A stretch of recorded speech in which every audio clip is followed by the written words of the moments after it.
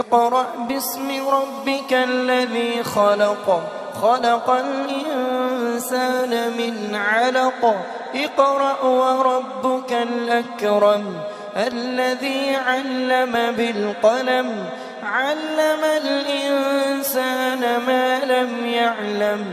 كلا إن الإنسان ليطغى أن رآه استغنى إن إلى ربك الرجعى أرأيت الذي ينهى عبدا إذا صلى أرأيت إن كان على الهدى أو أمر بالتقوى أرأيت إن